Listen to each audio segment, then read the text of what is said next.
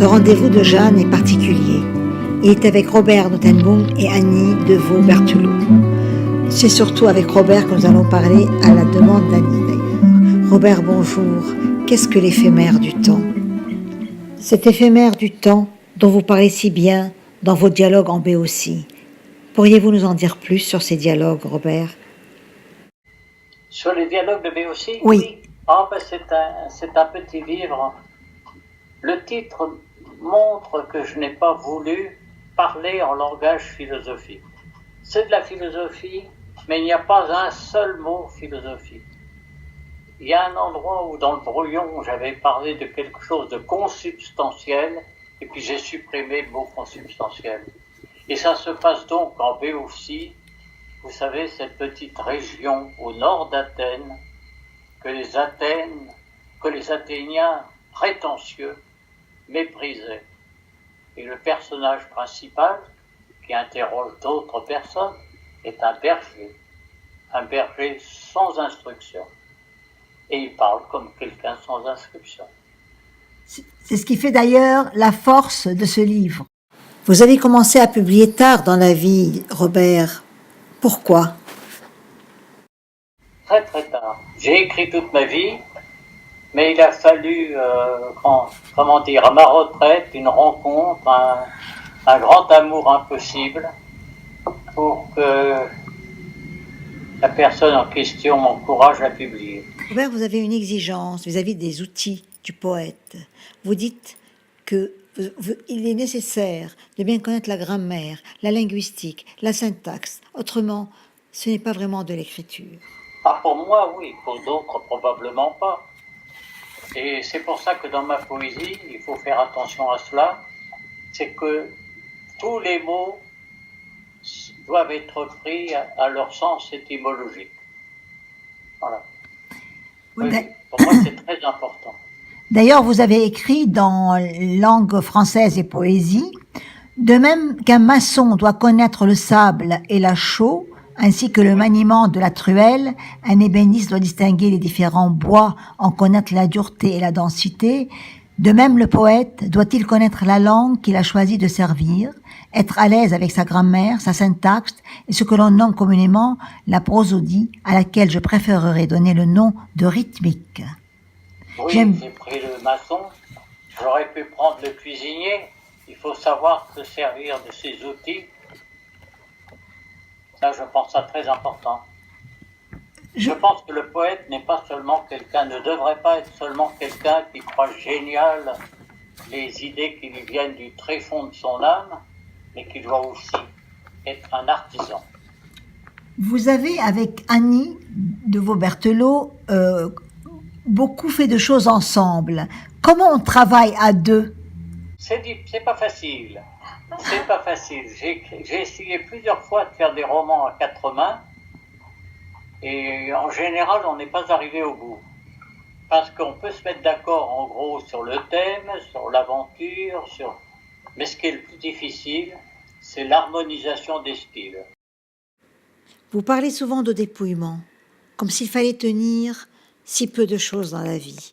Un thème que j'aime beaucoup, c'est que pour pouvoir faire le bien, il faut, bien que je ne sois pas chrétien, je rejoins, si j'ose dire, Jésus-Christ sur ce point, il faut arriver à ne tenir à rien. Voilà. Ça, c'est très important. Le dépouillement total permet seul, le renoncement à tout permet d'être bien. C'est beau ce que vous dites. Ouais. Donc, quand on tient à quelque chose, pour garder ce quelque chose, alors qu'on n'est pas mauvais au fond de soi, on peut être conduit au pire lâcheté. Dans votre poésie, il y a toujours cette sensation de l'éphémère, Robert, d'une certaine nostalgie. Vous écrivez, rougissante, timide, les fleurs mourantes qui s'envolent pensent survivre en papillons. C'est très beau. On ne sait pas toujours ce que veut dire ce que l'on écrit. C'est joli, il y a ça. Des choses que j'ai écrites il y a 50 ans que j'ai compris que 30 ans plus tard, oui. Et je crois que chaque lecteur lui-même prend ce qu'il veut Oui, il peut y ajouter un petit quelque chose. et se glisse Ça fait entre un les lignes. écho chez le lecteur et c'est bien que c'est bien que c'est pour ça que je n'aime pas que les poésies soient illustrées. Oui, j'ai remarqué, j'ai lu ça de votre part. Ah oui, moi Ça, c'est très important. Ouais, je suis du même avis là-dessus. D'ailleurs, voilà, une poésie ne commence pas, elle ne finit pas. D'ailleurs, il n'y a jamais de point après une poésie. Et il faut laisser aussi la pensée de l'autre aller dans tous les sens. Donc, les explications de texte, je préfère les laisser aux critiques, mais moi, je n'en ferai pas. Le livre où on peut dire c'est vraiment Robert, un de vos livres où vous reconnaissez vraiment le plus. Ah, les chemins du silence. Les chemins du silence. Pourquoi Je dirais que dans mes livres de poésie, c'est le plus accompli. Ouais. Pourquoi Robert Hein? Pourquoi Pourquoi? Le plus accompli. Il reprend des poésies de mes 2 premiers recueils, et puis des poésies nouvelles. C'est donc déjà un choix.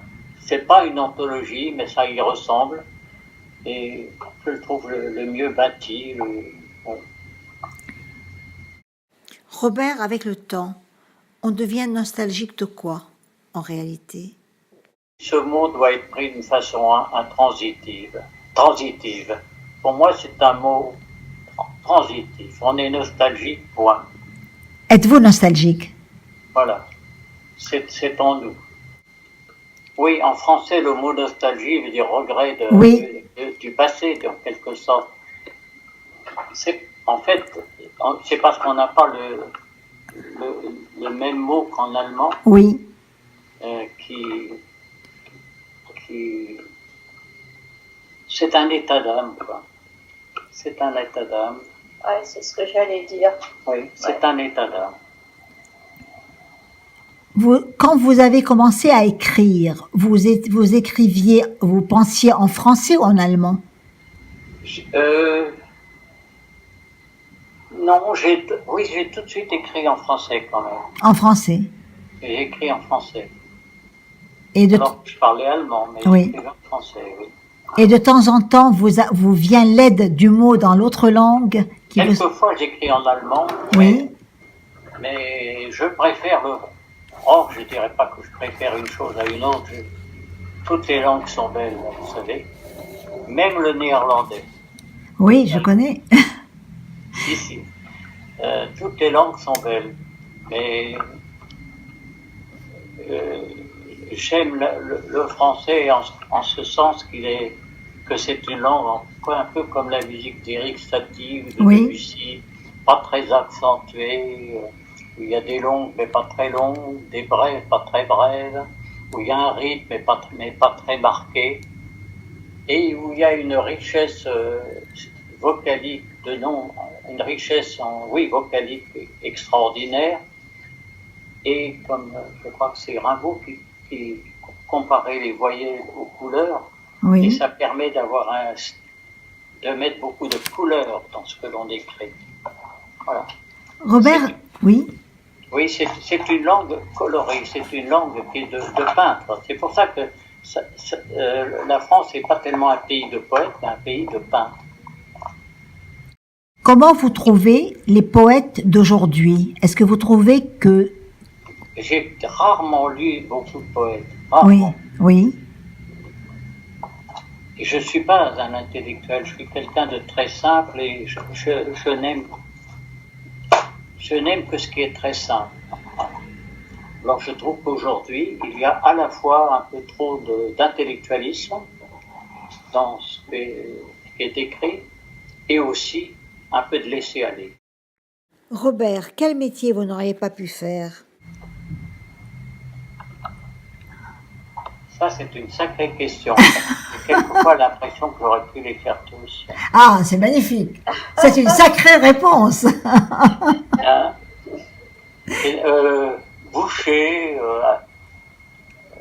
Boucher, j'aurais pas pu être boucher. Auriez-vous aimé être peintre? Peintre? Ah oui. D'ailleurs, je dessine un peu. Vous dessinez, justement. très beau d'ailleurs ce qu'il fait. C'est très beau, oui. Quels sont vos projets ou vos envies d'écriture nouvelle, ou peut-être des anciens poèmes? Ce que vous avez envie de mettre encore plus dans vos livres. À ton voyage en ce moment. Oui, j'ai plusieurs livres qui sont pratiquement terminés.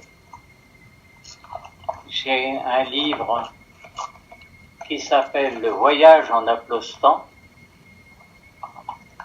et qui raconte le voyage d'un président de la République incognito dans un pays où sont résolument d'une façon aussi simple que possible tous les problèmes. Alors c'est un livre un peu comique. Ah bon? Voilà. Bah écoutez, c'est magnifique. Et qu'est-ce que vous comptez faire aussi? Je peux comprendre qu'il y avait peut-être une envie d'insuffler des poèmes nouveaux dans... Des poésies en français, Oui. J'ai plus de projet de poésie en français. Sinon, que j'aimerais bien récupérer d'une certaine façon mes droits d'auteur auprès de mon éditeur actuel pour faire une anthologie de mes poésies françaises. J'aimerais prendre les 65 ou 70 poésies que je préfère et à titre de testament en faire une sorte de tout petit bouquin, une toute petite anthologie. Voilà. Et en anglais, j'ai un pareil projet, c'est de publier un tout petit livre de 60 aussi à 70 poésies. Voilà. Et c'est à peu près tout. Vous dites aussi, la poésie, c'est comme un peu de notre silence qui se met à fredonner. Oui. Et je trouve que c'est très beau. Oui, c'est vrai. Et vous avez comme ça des petites touches qui nous touchent tous vos lecteurs énormément. Alors, ce que je dis souvent à Annie, c'est que quand ce qui nous vient ne vient pas tout à fait et que c'est long, faut pas chercher à l'améliorer. Vaut mieux le mettre de côté et attendre une autre inspiration. Quand c'est le mieux, c'est ce qui vient tout de suite et qui est bref. Quitte à le retravailler, bien sûr, ensuite. Aujourd'hui, Annie, vous êtes avec Robert. Je voudrais quand même qu'on dise un mot de vous. On aura une autre interview avec vous. Vous avez écrit quelque chose qui m'a beaucoup touchée il y a, je crois que c'était avant-hier. Vite, capturé dans ma nuit, 1000 voix muettes, au petit jour, elles auront disparu. Vous aussi, vous avez ce côté où vous effleurez les mots, mais vous les tracez en nous. Qu'est-ce que vous pouvez nous dire un petit peu? Oui, c'est vrai que j'aime dire les choses en peu de mots. Ça me correspond de toute façon. Si vous devez me parler de Robert, qu'est-ce que vous me direz, Annie? Ah, c'est un personnage extraordinaire, Robert. Il a une multitude de dons. Et sa poésie, la première fois où je l'ai vue, elle m'a bouleversée. Chère Annie, cher Robert, nous sommes à la fin de ce rendez-vous de Jeanne et je voudrais vous remercier infiniment. Remercier Annie déjà qui a souhaité que ce rendez-vous soit tout à fait avec vous, Robert. Donc on refera un autre avec elle et elle a presque disparu de l'écran parce qu'on l'a fait avec les moyens de bord qui étaient assez compliqués, mais tout va bien. On vous voit parfois à moitié, mais je crois que tout le monde vous pardonnera. Robert, je voudrais lire ce poème de vous que j'aime beaucoup. Pour terminer, je t'envoie ces chocolats pour que jour après jour, tu penses encore à moi, un peu d'amertume et beaucoup de douceur, parfumant notre amour, le temps d'une bouchée, sans ralentir ton pas. Votre poésie est comme ça, elle rentre tout doucement, elle est douce et pourtant elle est très forte. Je sais qu'à chaque jour, vous avez une petite victoire, une mince victoire. Vous faites des victoires tous les jours sur votre souffrance, sur la douleur. C'est magnifique, Robert. Annie aussi, qui est toujours présente, qui écrit avec vous. Il y a des passages on n'a pas pu tout mettre, mais il y a eu des passages très drôles, très rieurs. Surtout votre écriture, elle et vous, mais nous reviendrons sur tout cela. Que tout le monde nous pardonne un peu les moyens techniques, mais vraiment on a fait au mieux. L'important de tout ça, c'est Robert Notenboom, Annie, merci beaucoup. Robert, merci beaucoup. Et nous finissons ce rendez-vous de Jeanne du 16 novembre 2018 avec la musique du générique de Alain Warraud. Merci beaucoup encore une fois, vraiment, grand merci.